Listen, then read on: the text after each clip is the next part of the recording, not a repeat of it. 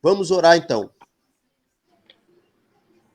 Pai, em nome de Jesus, queremos nesse momento, Senhor Deus, te agradecer porque estamos reunidos aqui virtualmente, mas nós estamos unidos no Espírito, Senhor Deus. E nós fazemos aqui a menção da tua palavra, quando estiver 2 ou mais reunidos em teu nome nós estamos reunidos. Nós estamos aqui para reconhecermos a tua soberania sobre as nossas vidas, sobre esse tempo que temos passado, que não tem sido um tempo fácil, tem sido um tempo desta pandemia, desta quarentena, algo na história da nossa vida única. Nunca passamos por esse momento, Senhor. Mas nós acreditamos que mesmo assim, quando o homem perde o controle das situações, o Senhor continua o mesmo Deus, soberano, todo-poderoso, onisciente, onipresente, e nós queremos contar com a ação do teu Espírito ao compartilharmos a tua palavra. Que o Senhor abençoe, clareie a mente do pastor Fernando, obrigado pela vida também do pastor Eduardo aqui conosco, e que possamos aqui no compartilhar da tua palavra, podemos atingir muitos corações através da internet. Que o teu nome seja glorificado e que vidas sejam edificadas. Essa é a nossa oração, em nome de Jesus. Boa tarde a todos. Então, mais uma vez é um prazer estar falando com todas as pessoas que estão nos ouvindo. E nós queremos comentar brevemente alguns pontos que nós já comentamos nos dias anteriores e dar sequência, então, a esse estudo de hermenêutica que nós temos nos proposto a ministrar nesses dias. Hoje eu tive uma experiência de entrar na internet e ver um assunto que uma pessoa, alguém tinha postado sobre defender um determinado assunto, e achei interessante porque essa pessoa disse na postagem dele que tinha sofrido muito na sua vida por questões de falsas doutrinas. E esse é um dos principais motivos que nós estamos aqui trabalhando esse assunto, postando essas mensagens, porque nós temos entendido que a questão de interpretar a Bíblia, como nós já falamos em ministrações anteriores, não é uma coisa muito simples. Quando Lutero fez a reforma e a Igreja Católica dominava e o povo não tinha liberdade em relação às Escrituras, e os papas e os concílios definiam aquilo que era verdade bíblica e aquilo que o povo deveria crer, Lutero, então, em um dos postulados dele, disse que toda pessoa era um livre intérprete. E isso foi uma grande conquista que houve na época, porque a interpretação da Bíblia ela era restrita aos concílios e aquilo que o Papa dizia. E quando Lutero, então, colocou esse postulado, dizendo que toda pessoa, todo cristão é um livre intérprete, foi uma bênção por um lado, mas, ao mesmo tempo, colocou as pessoas, nós fomos colocados de uma maneira de dificuldade em relação a interpretar a Bíblia. Então, quando eu me converti, quando nós nos convertemos e entramos em qualquer círculo cristão, dificilmente nós somos ministrados no que diz respeito a ter um conhecimento bíblico mais profundo. Geralmente, os líderes, os pastores, orientam os seus seguidores dizendo o seguinte: leiam a Bíblia, gente, orem, busquem a Deus. Mas, muitas vezes, esse ensino ele ficou um pouco direcionado para os seminários, para as escolas teológicas e algumas igrejas mais tradicionais, históricas, reformadas, dá-se uma ênfase nas escolas dominicais sobre isso, mas mesmo assim é algo que muitas vezes ainda deixa desejar. Então, o que nós entendemos? Que a interpretação da Bíblia não é uma coisa tão simples. Quando o Lutero, então, disse que cada pessoa pode ser um livre intérprete, foi uma coisa boa, mas interpretar a Bíblia, como nós, na própria palavra de Deus, na carta de Pedro, no capítulo 3:16, capítulo 3, 2 Pedro 3:16, Pedro diz que Paulo escreveu coisas difíceis de entender, que muitas pessoas torcem, e torcem para o mal deles mesmos. Então, alguém disse também que a Bíblia é a mãe de todas as heresias. Mas, na verdade, a Bíblia é um livro por si só. As heresias, as falsas doutrinas, elas surgem também, muitas vezes, por um coração errado do ser humano e por desconhecimento de princípios bíblicos saudáveis para interpretar a Bíblia. Nós entendemos que todo ser humano, no que tange até em relação ao estudo, à clareza em relação à Bíblia, ela tem 3 fontes de aprendizado. A pessoa pode aprender a palavra de Deus num seminário, numa escola teológica, ela pode aprender por um mentor espiritual, por um discipulador, ou ela pode ser um autodidata. Esses são os desafios. Agora, quando nós nos convertemos e não temos nenhum tipo de auxílio, nenhum tipo de experiência, nenhuma dessas etapas, nós vamos muitas vezes nos deparar com a dificuldade de interpretar a Bíblia. E nós nos tornamos vulneráveis. Por quê? Porque nós, muitas vezes também, chegamos em uma denominação, em uma igreja, e já existe também um sistema doutrinário pronto, que cada denominação, no decorrer dos anos, dos séculos, foi criando. E muitas vezes você chega num lugar onde já existe já um bojo doutrinário pronto, e você tem que enquadrar ali naquele bojo doutrinário. Só que nem tudo que está escrito ali, muitas vezes, está 100% correto.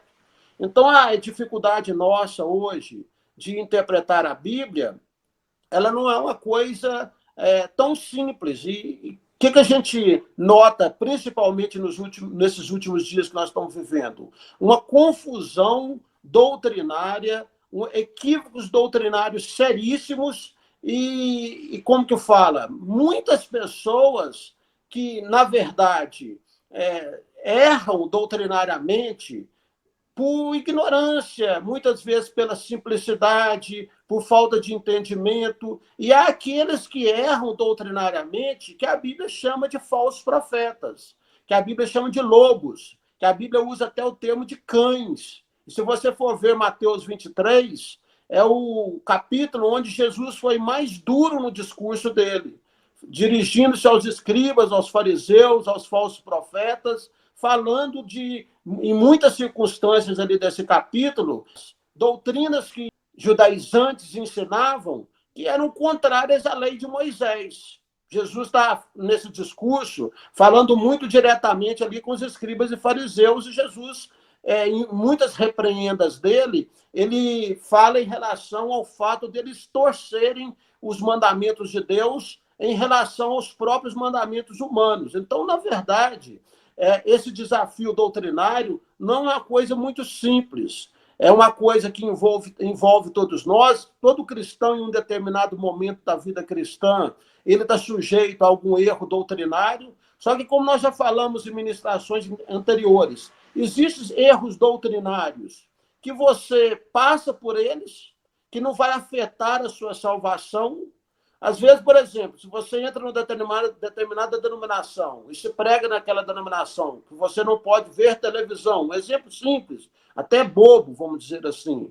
Isso, se a pessoa achar que não pode, ou não pode jogar futebol, por exemplo, ou use costumes, como existem em algumas igrejas, isso não vai afetar diretamente a sua salvação. Vai trazer para a pessoa um jugo de vida, mas provavelmente não vai afetar a salvação. Agora, quando você torce doutrinas da palavra de Deus, você não tem uma interpretação sadia de pontos que a gente chama de dogmas, que são ensinos fundamentais, ensinos que são cardeais da vida cristã, aí você pode se tornar em um herege, e isso pode fazer com que você tenha até a sua salvação comprometida.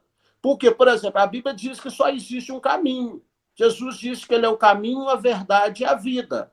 Então, isso é um absoluto. Isso é um dogma do cristianismo ortodoxo e reformado, que só existe um caminho, que existe salvação só pela graça. Então, se a pessoa lê as Escrituras, não tem uma boa interpretação, não é fiel naquilo que as Escrituras dizem claramente, a pessoa pode incorrer no erro doutrinário, que isso vai afetar a salvação dela. Ela não vai entrar no caminho cristão. Então, isso é muito sério. E nós falamos também em ministrações já anteriores, que a igreja cristã, durante os decorrer dos séculos, ela pagou um preço de sangue para defender a verdade evangélica, a verdade do evangelho. Os pais,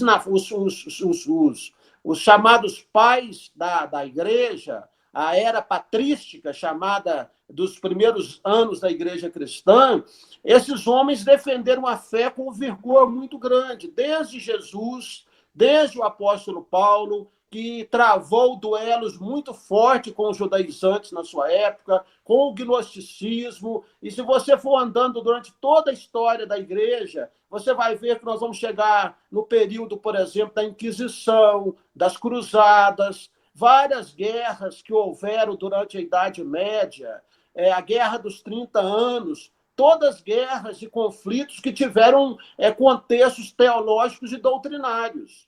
Então, a fé cristã ela foi mantida durante os anos com o sangue de muita gente. Se você vê, por exemplo, Joana d'Arc, se você vê situações onde, na Idade Média, pessoas eram consideradas hereges porque descriam que determinados dogmas, que aí não é o dogma bíblico, mas o dogma da Igreja Católica, imposto pelos papas, e quem descresse desses dogmas era considerado herege. E o herege, o que acontecia com ele? Ele ia para a fogueira, era queimado vivo. Então, muitos mártires marcaram as suas vidas por defender a fé evangélica. Então, quando nós estamos tratando desse assunto, nós estamos pisando num terreno muito sagrado. Muitos irmãos, muitos mártires deram a sua vida, derramaram o seu sangue no decorrer dos séculos para defender a fé.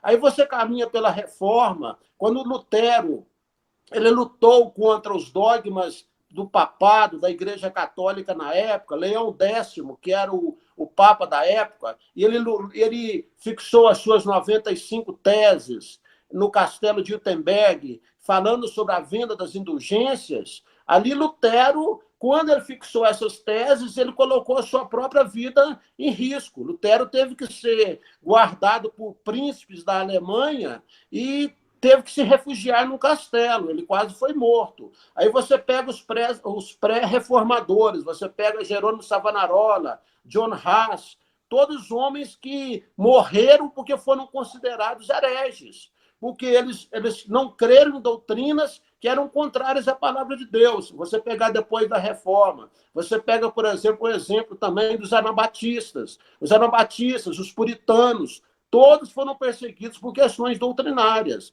Os anabatistas criam que o batismo infantil não era o batismo bíblico. Eles queriam um aprofundamento na reforma que havia sido feita. Eles queriam uma doutrina mais pura. Por causa disso, eles foram perseguidos e milhares de anabatistas foram mortos. Eles eram mergulhados na água, como que uma ironia pelo fato deles crerem no batismo de adultos, não o batismo de crianças, e milhares morreram. Os puritanos, eles vieram da igreja anglicana na Inglaterra.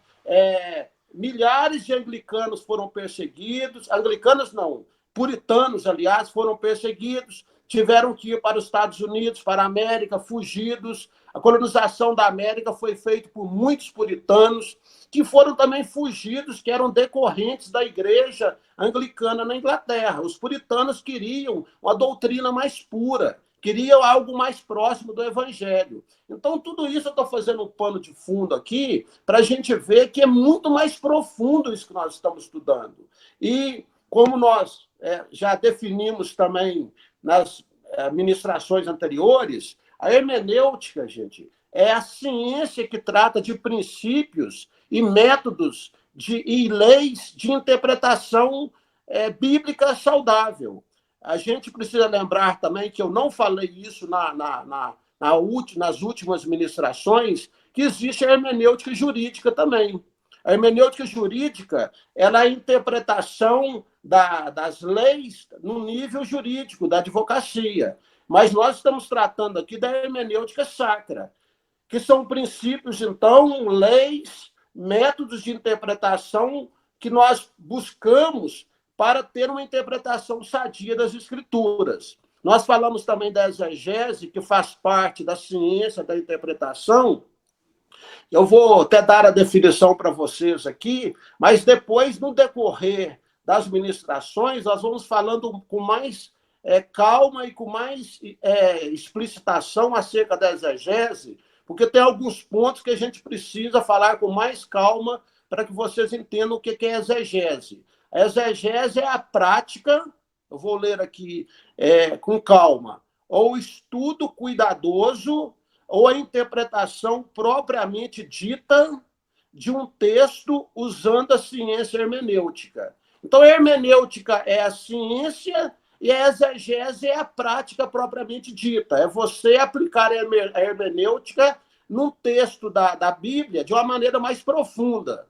Mais na frente, nós vamos colocar as diferenças. Entendendo, gente, que esses estudos que nós estamos fazendo aqui, nós não estamos aprofundando de uma maneira teológica, nós estamos fazendo de uma maneira mais simples, para que todos que vejam possam entender sem ter que usar uma linguagem teológica acadêmica. Então, nós estamos procurando simplificar o máximo para que todos possam entender de uma maneira mais simples.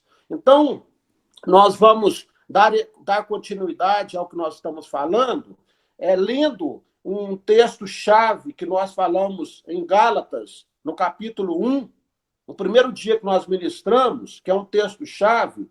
Paulo fala no capítulo 1, a partir do versículo 6, que ele estava admirado com os cristãos da Galácia, para a gente ser mais rápido aqui no texto, que os cristãos da Galácia estavam passando do evangelho que Paulo havia ensinado para eles, o evangelho da graça, para o evangelho da lei. Então, Paulo falou o seguinte, que ele estava admirado, e ele disse que eles estavam passando por um outro evangelho e que alguns estavam perturbando e querendo perverter o evangelho de Cristo. E ele disse, mas ainda que nós, ou mesmo um anjo vindo do céu, pregue evangelho que vá além do que vos temos pregado, seja anátema. Assim como já dissemos e repito, se alguém vos prega evangelho que vá além do que recebestes, seja anátema. Então, isso é muito sério. Vocês imaginam que nessa época, Paulo, quando escreveu a carta aos Gálatas, ele estava tendo uma guerra, uma luta, vamos dizer assim, com os judeus do judaísmo, que queriam pregar e ensinar para os cristãos da Galácia que não era suficiente só a graça de Cristo, que eles precisavam voltar para a lei, que eles precisavam se circuncidar, que eles precisavam guardar o sábado, que eles precisavam celebrar as festas judaicas, que eles precisavam celebrar a festa de lua nova, e que a salvação pela graça não era suficiente. Então, Paulo chega e diz, olha, vocês estão indo para um outro evangelho. E se alguém pregar um outro evangelho diferente do evangelho da graça que eu vos tenho pregado, vocês devem considerar isso como anátema, e é um outro evangelho. Então, na verdade, se a gente for trazer para a nossa realidade hoje, imagina a quantidade de doutrinas equivocadas e estranhas que têm sido faladas nos nossos dias. Eu acho que Paulo, se ele estivesse nos nossos dias, ele ficaria constrangido. Por quê? Porque ele falou que era um outro evangelho que os cristãos da Galácia haviam recebido só por causa dessa questão da judaização. Agora, você imagina um universo de heresias e de doutrinas equivocadas que nós temos vivido hoje. Então, nós temos que ter um filtro muito sério. Paulo, lá em Efésios, ele diz que nós não podemos continuar como crianças, como meninos levados por ventos de doutrina de qualquer maneira. Nós precisamos amadurecer. Então, essa questão é muito séria. A gente precisa, como até nossa proposta do site, ser como os bereanos, que a Bíblia fala que eles examinavam as Escrituras todos os dias para ver se aquilo que Paulo e Silas pregavam era, de fato, de acordo com as Escrituras. Lembrando que, naquela época, já havia os evangelhos, quando Paulo escreve isso, os evangelhos já estavam circulando, mas o que eles tinham mais em suas mãos era o Velho Testamento. Então, esse cuidado de examinar as Escrituras, ele precisa ser muito, com muito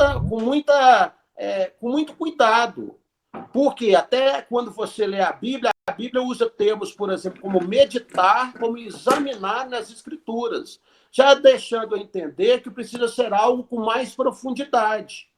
Por isso que nós, então, estamos nos propondo aqui a examinar esses princípios. Nós vamos agora adentrar no primeiro princípio que nós já falamos no primeiro dia, que o primeiro princípio que nós vimos no dia inicial foi que nós precisamos analisar cada versículo, cada passagem da Bíblia de acordo com o contexto.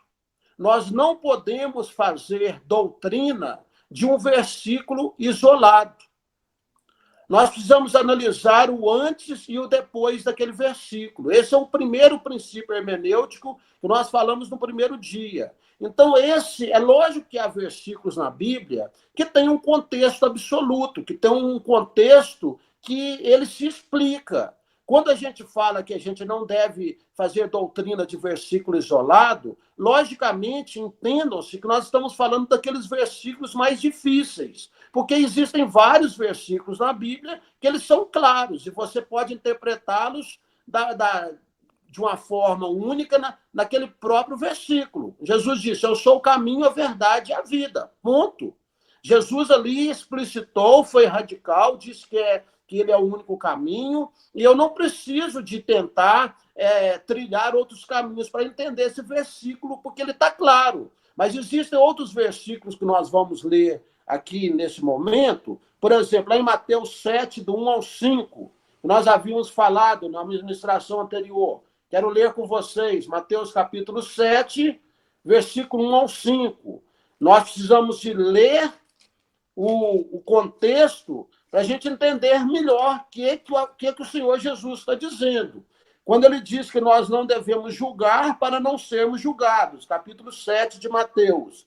Ele diz, porque com critério com que julgardes, sereis julgados, e com medida com que tiverdes medido, vos medirão também. Amém. Só que ele continua dizendo, por que vês tu o argueiro no olho do teu irmão, porém não reparas na trave que está no teu próprio? Ou como dirás a teu irmão, deixa-me tirar o argueiro do teu olho, quando tens a trave no teu? Hipócrita, tira primeiro a trave do teu olho, então verás claramente para tirar o argueiro do olho do teu irmão. Então, o que Jesus está dizendo? Quando eu pego o capítulo 7, o versículo 1, e eu pego só o versículo 1 que diz, não julgueis para que não sejais julgados, e eu pego só esse versículo, eu penso assim, então eu não posso fazer nenhum tipo de julgamento em momento nenhum. Aí, o que nós estamos dizendo? Que na hermenêutica, você precisa analisar o contexto, o antes e o depois, e não fazer doutrina de versículos e textos difíceis isoladamente. Nós precisamos analisar o que o contexto diz e também analisar o que o restante da Bíblia diz, que nós vamos falar em seguida. Mas aqui nesse contexto, por exemplo, Jesus está falando que eu não devo julgar as falhas das pessoas, que eu primeiro preciso olhar para as minhas próprias falhas, que muitas vezes são grandes, para depois eu querer chegar e ajudar, ou até falar de defeitos de outras pessoas. Eu preciso tirar primeiro a trave que está no meu olho, para depois eu olhar o cisco que está no olho do irmão. Depois, lá em João também, Jesus disse que nós devemos julgar, está lá no Evangelho de João, segundo a reta justiça, João 7, 24. Então, quer dizer, é lógico que existe um tipo de julgamento, por exemplo, como julgar motivações do coração do ser humano, que isso eu não posso fazer nunca. Quem vai fazer isso é Deus. Há alguns tipos de julgamento que eu não posso fazer nunca. Mas julgar em nenhum sentido, como muitas vezes as pessoas colocam, isso não é bíblico. Por quê? Porque como que eu vou julgar, por exemplo, aquilo que um profeta, que um pastor, que um pregador está dizendo? Eu preciso de conhecer, de fazer algum tipo de julgamento em relação àquilo que está sendo dito. Eu não posso ser tão simples, eu não posso ser tão ingênuo. Então, uma pessoa, por exemplo, prega uma palavra, alguém escreve um livro, alguém faz uma mensagem, eu preciso exercer algum tipo de julgamento em relação àquilo que foi dito. Porque senão, como que eu vou saber se aquilo é verdadeiro ou não? Quando eu examino aquilo que está sendo pregado, aquilo que está sendo dito, eu estou fazendo algum tipo de julgamento. Então, esse texto aqui de Mateus 7, ele explicita que tipo de julgamento que nós podemos fazer.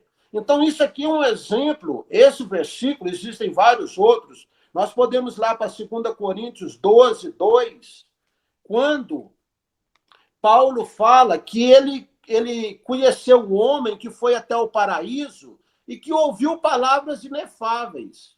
E Paulo é uma pessoa muito humilde, está lá em 2 Coríntios 12, a partir do versículo 2. Ele fala, conheço um homem que se em Cristo ou fora de Cristo, eu não sei, ele foi até o paraíso e ouviu palavras inefáveis. Aí, quando você lê só o versículo inicial, você fica perguntando, mas quem que é esse homem? Quem que é esse homem que foi até o paraíso? Aí, quando você usa o primeiro princípio que nós estamos abordando aqui, da hermenêutica, que é analisar o contexto, no próprio contexto do versículo, Paulo diz e mostra que é ele mesmo. Mas Paulo, de uma maneira muito humilde, não quis dizer que é ele que tinha sido arrebatado. Mas o próprio contexto mostra que foi Paulo quem foi arrebatado. Então, fazendo uso do primeiro princípio da hermenêutica, de analisar o contexto, o antes e o depois, eu descubro que foi o apóstolo Paulo que foi arrebatado até o paraíso. Depois você pode ler com calma em casa que você vai chegar a essa conclusão. Mas a importância, gente, desse princípio aqui é que todas as horas a gente vê teólogo, PhD em teologia, pessoas preparadíssimas errando nesse princípio.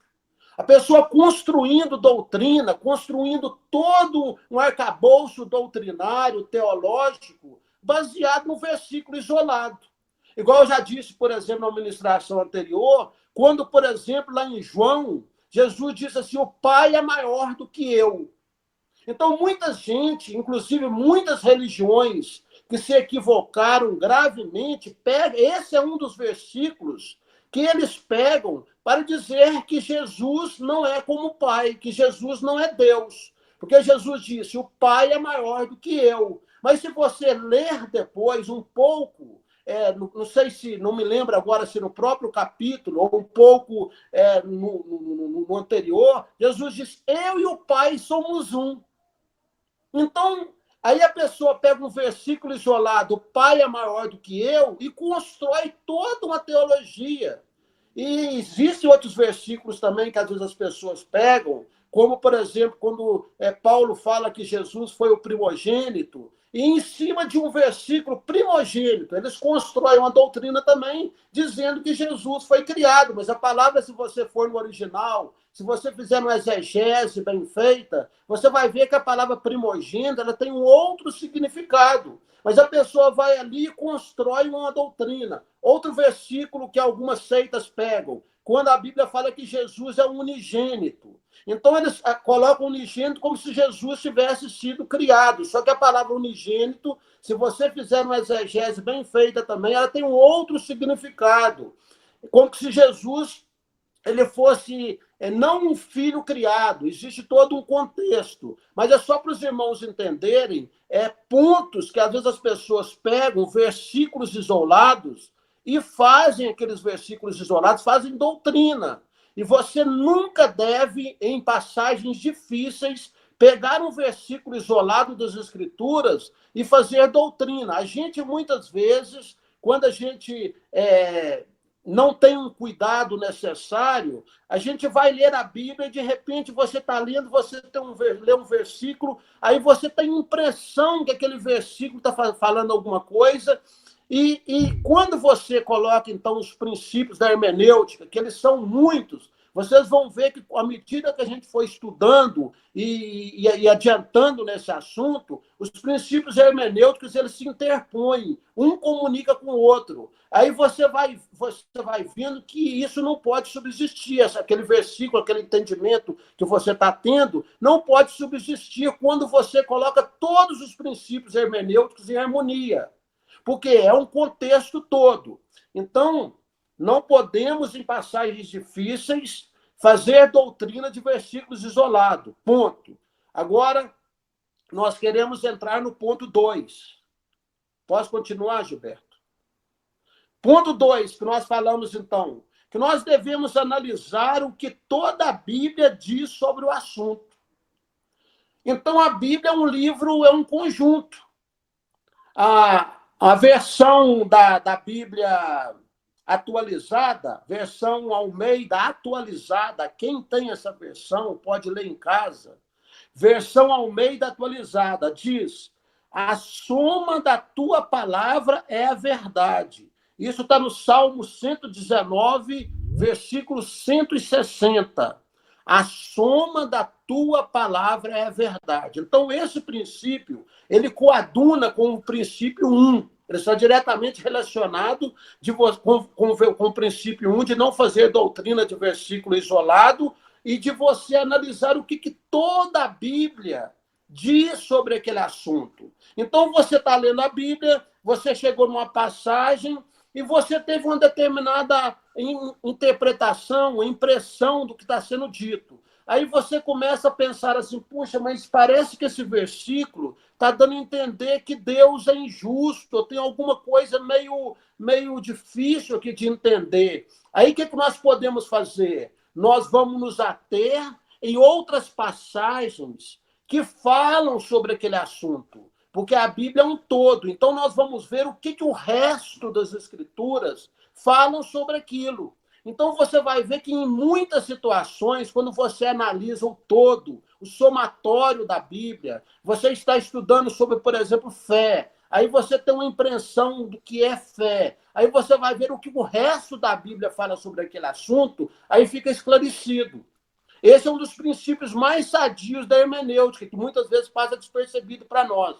Exemplo, vamos dar um exemplo sobre isso. Nós falamos também já... Isaías 53, 4.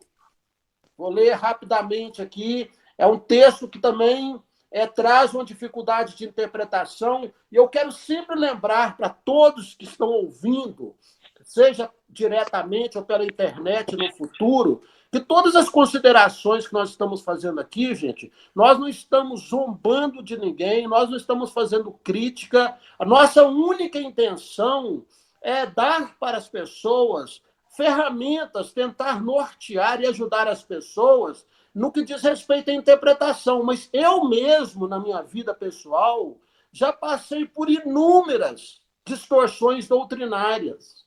E como eu disse no início, eu também sofri muito por questões doutrinárias equivocadas que eu tomei para a minha vida pessoal e que trouxe para mim alguns prejuízos, por não interpretar a Bíblia de uma maneira sadia, por tomar determinados pontos como se fosse doutrina verdadeira, e depois eu fui descobrir que não era bem assim aquilo. Só que na época, quando eu tive a interpretação equivocada, aquilo para mim na época trouxe alguns prejuízos, que eu não vou entrar aqui no caso, no mérito. Mas a interpretação sadia, ela sempre vai ser libertadora, como eu já tenho falado aqui. Como disse Jesus, e conhecereis a verdade, e a verdade vos libertará. A verdade já existe, ela é a palavra de Deus. Salmo 119, em várias passagens, diz que a palavra do Senhor é a verdade. A tua lei, a lei do Senhor é a verdade, porém eu preciso conhecê-la. Eu preciso conhecer essa verdade, mas eu preciso conhecer da maneira correta, para que ela me liberte, não de uma maneira equivocada. Como nós temos falado hoje, a gente tem feito uma leitura muito superficial de muita coisa que se ensina hoje. Então, nós precisamos conhecer a verdade bíblica, o evangelho bíblico, não o outro evangelho. Uma das perguntas mais atuais que nós temos que fazer hoje é: qual o evangelho que eu tenho abraçado? Porque eu temo que muitas pessoas e muitos de nós podemos estar convertidos a um outro evangelho.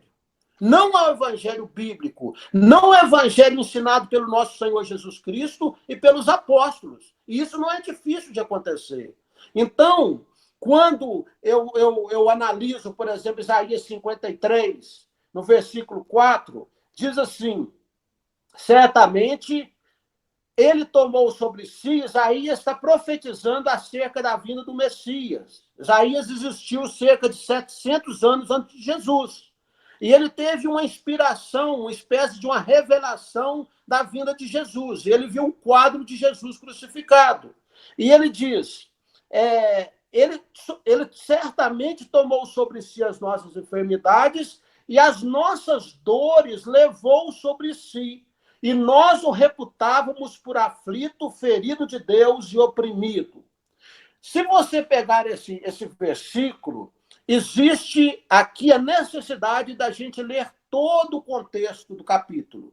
No contexto do capítulo, você vai ver que Isaías fala do perdão, do fato de Jesus ter levado as nossas iniquidades e de ter dado para as nossas iniquidades, ter feito expiação, ter feito perdão dos nossos pecados, ter morrido por nós na cruz, nos dando a condição do perdão. Então, isso é um fato.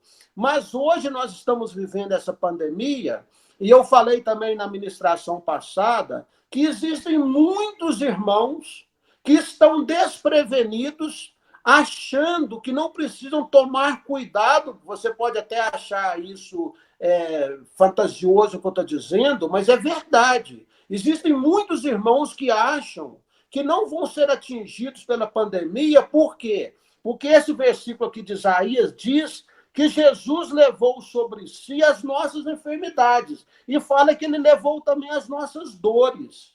Então, como que eu explico isso? Por que nós precisamos ter um entendimento correto disso? Nós, quando Isaías disse isso aqui, precisamos entender que Jesus realmente levou sobre si na cruz as nossas dores, as nossas enfermidades e venceu também a morte na cruz. Isso já é um fato.